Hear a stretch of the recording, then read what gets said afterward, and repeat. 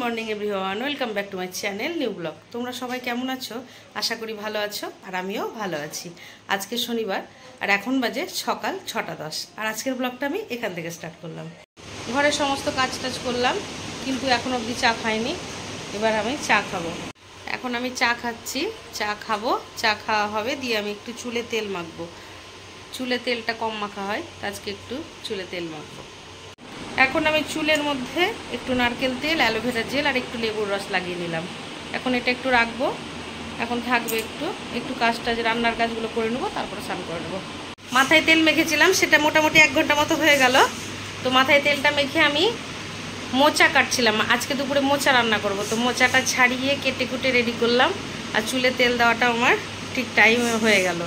তেল দিয়ে টাইমটা ঠিক হয়ে গেছে, এবার শ্যাম্পু করে নেবো। এখন আমি মাথায় শ্যাম্পুটা করব। মাথায় তেল দেওয়া আমার 1 ঘন্টা মতো হয়ে গেল।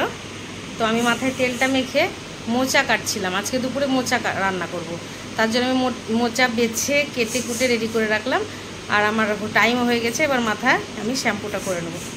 আমার স্নান হয়ে গেল, স্নান করে নিলাম আমি। তো তেলটা মাখাতে চুলটা খুব সিল্কি হয়েছে। অ্যালোভেরা জেল, লেবু আর নারকেল তেল মেখে চুলটা খুব সুন্দর সিল্কি হয়েছে।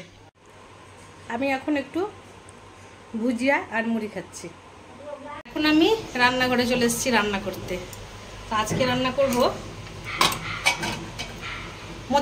মোচাটা আমি ভালো করে ছাড়িয়ে ধুয়ে সেদ্ধ করে রেখেছি ঝুড়িতে। মোচা করব আর কলাইয়ের ডাল আজকে শনিবার নিরামিষ, কলাইয়ের ডালটাও সেদ্ধ করে রেখেছি। আর কি করি সেটা দেখা যাক। করলাম আমি এখন মোচার মশলাটা বাটবো। নিরামিষ মশলা, জিরে আদা আর শুকনো লঙ্কা। জিরে আদা শুকনো লঙ্কাটা বাটবো। রান্না বান্না কমপ্লিট, এখন শুধু ভাতটা হচ্ছে, তরকারি সব হয়ে গেছে। রান্না বান্না কমপ্লিট করে আবার ফ্রেশ হলাম। যা গরম, থাকা গেল না, আবার ফ্রেশ হয়ে গেলাম। আজকে দুপুরে কি কি রান্না করেছি দেখিয়ে দিই। আজকে নিরামিষ শনিবার। প্রথমে ভাত, আলু পোস্ত, কলাইয়ের ডাল, মোচার ঘন্ট, আমের চাটনি আর দই। শনিবার মাছ মাংস নাই। কি দই এটা? মিষ্টি দই না টক দই? একটু দই খেতে হবে। মিষ্টি না টক? না, মিষ্টি দই। টক দই আর খাওয়া ভালো, কিন্তু টক দই খাবে না, বর খাবে না, ছেলে খাবে না। আমি খেলে একটু খাই। আর মিষ্টি দই। আজকে দুপুরে এটাই রান্না। খাওয়া দাওয়া হয়ে গেল, খেয়ে নিলাম।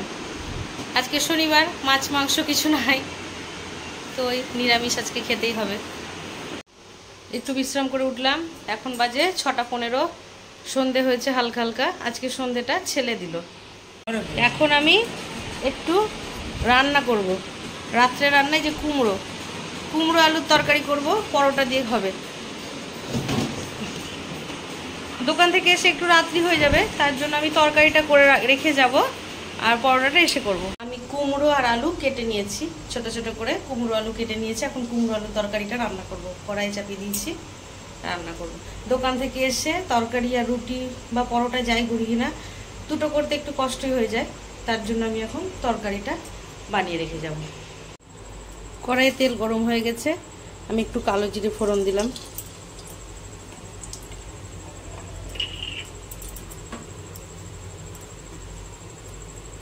একটু হিং দিলাম, আর এই কাঁচা লঙ্কাটা দিয়ে দিলাম।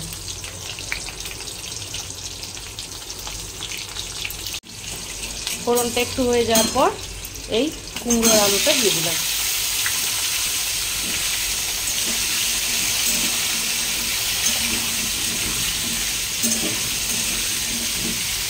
নিরামিষ তরকারিতে একটু হিঙের ফোড়ন দিলে খেতে ভালো লাগে।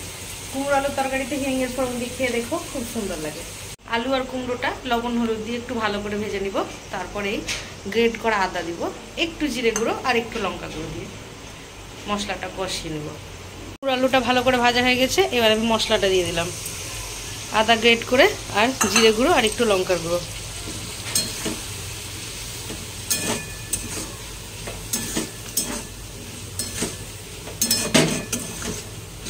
এবার এটা একটু নাড়াচাড়া করে নিব। তারপরে একটু কষা হয়ে গেলে জল দিয়ে দেবো। দুপুরবেলায় যদি কিছু একটা তরকারি বানাতাম, পাঁচ তরকারি হোক, আলু পটলের তরকারি, তাহলে সেটা রাত্রে হয়ে যেত।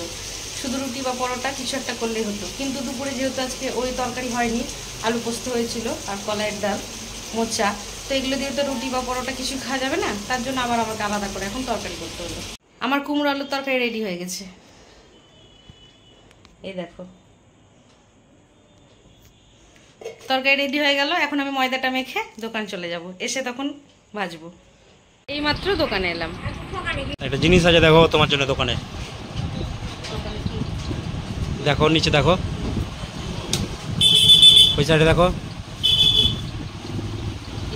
হ্যাঁ আমি অর্ডার দিয়েছিলাম।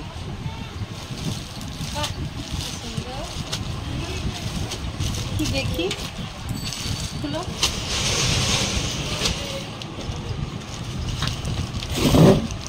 কি অর্ডার দিয়েছে দেখি। কুর্তি হবে, ও আমার জন্য একটা কুর্তি অর্ডার করেছে, আমি সেটা জানি না। তো এখন আমাকে দিল, দুপুরে এসছে, আমাকে বলেনি কিছু। তো বেশ ভালো লাগলো, হালকা কালারে, গরমের জন্য খুব ভালো। এবার আমি বাড়ি যাচ্ছি, দোকান থেকে এসে আমি এখন পরোটা ভাজছি। ভাবলাম রুটি করব, তো বলছে রুটি খাবো না, পরোটা করো, তাই পরোটা করছি, 3 কোনা পরোটা।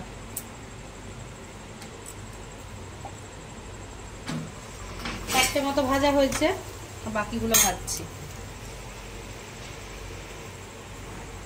এই গরমে রুটি পরোটা করা খুব কষ্টের ব্যাপার, তাও খেতে তো হবে, পেট তো মানবে না।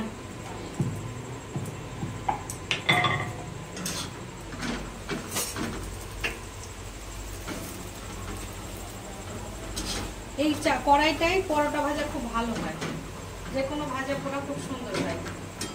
এটা আমি নিয়েছিলাম ধোসা বানাবো তার জন্য, তো ধোসার থেকেও যে কোনো ভাজা পোড়া পরোটা খুব সুন্দর হয়।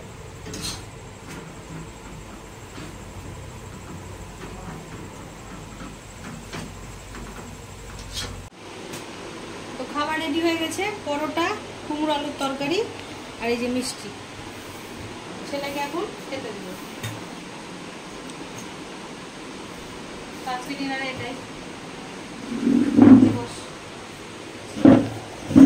খাওয়া দাওয়া হয়ে গেল, এখন বাজে 11:30।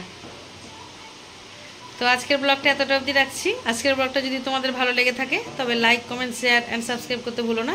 সবাই ভালো থেকো, সুস্থ থেকো, দেখা হচ্ছে নেক্সট ব্লগে। Good night.